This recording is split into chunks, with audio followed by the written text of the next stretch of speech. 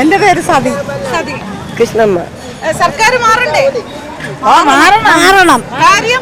കാര്യം എല്ലാം കൊണ്ടും ഞങ്ങൾക്ക് ഒന്നും ആവശ്യത്തിന് കിട്ടണമൊന്നുമില്ല. കടുംപിടിയോടെ ഇരിക്കുകയാണ്.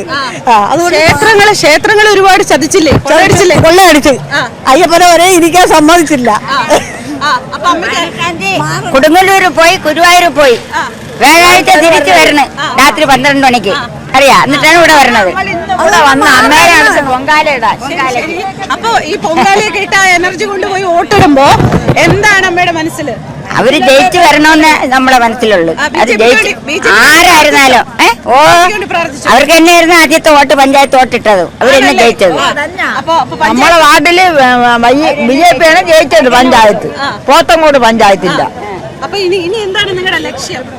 അമ്മക്ക് ഇനി ആദ്യത്തെ കണക്കുള്ള ഇത് അല്ലാതെ നല്ലപോലെ പുരോഗമിച്ച് അമ്മക്ക് വല്ലതും കുടിക്കാനുള്ളതൊക്കെ, തിന്നാനുള്ളതും, ദിവസം കഴിയാനുള്ളതൊക്കെ അമ്മക്ക് കിട്ടണം. ക്ഷേത്രങ്ങൾ സംരക്ഷിക്കണം, മാറണം. നിങ്ങളുടെ നാട്ടിലെങ്ങനെയാ? നമ്മുടെ നാട്ടില് കുഴപ്പമൊന്നുമില്ല, എങ്കിലും മാറണം.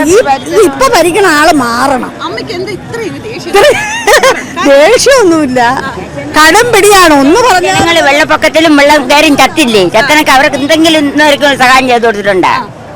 ഉണ്ടാ? ഇല്ല. അതുകൊണ്ടാണ് വെറുക്കണത്. ഞങ്ങൾ വെറുക്കണത് അതുകൊണ്ടാണ്. ഭരിക്കുന്ന ആളല്ലേ, ഇനി എങ്ങനെ മാറട്ടെ. ഒന്ന് വേറെ ഒരു പാർട്ടിയൂടെ ഭരിച്ചു നോക്കട്ടെ. മക്കള് ചോര കഴിച്ചാ? എവിടെ താമസിക്കണം? ഞാൻ തിരുമല താമസിക്കുന്നു. ജ്യൂസ് ഒക്കെ കുടിച്ച് സ്നേഹത്തിന് വളരെയധികം നന്ദി. അമ്മയ്ക്ക് എന്താ പറയാനുള്ളത്? ഇതുപോലെ ഒരു മോള് ഒന്നേ ഉള്ള പോകത്തുണ്ട്, ചോറ് കഴിക്കാൻ പോകത്തുണ്ട്. ഇതുപോലെ ചേച്ചിയാര് പറഞ്ഞ അതുപോലെ തന്നെ.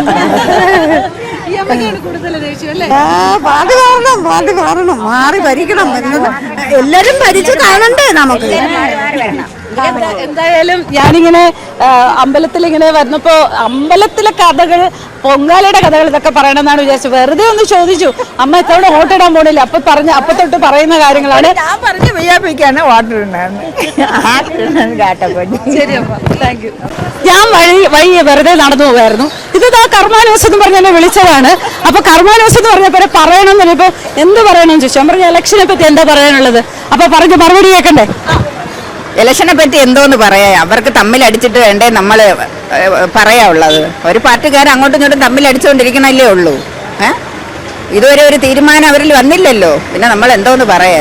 ഇപ്പൊ വോട്ടിട്ട് കൊടുക്കണം നമ്മൾ മണ്ടന്മാരാണ്. ഏത് കാര്യത്തിലാണ് തീരുമാനമാവാത്തത്? ഇലക്ഷന്റെ കാര്യം തന്നെ.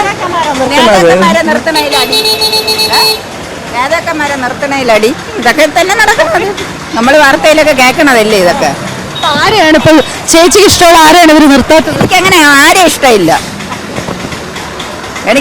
ഇഷ്ടമില്ല. എല്ലാവരും എനിക്കൊന്നുമല്ല. മലിനമല്ലാത്തൊരു അന്തരീക്ഷം, ഇതാണ് ഒരു ആരോഗ്യമായ കാര്യങ്ങൾ.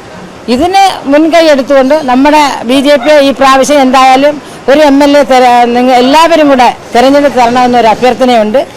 നമുക്കും മാറ്റങ്ങൾ തുടങ്ങാം എന്ന് പറയുകയാണ്.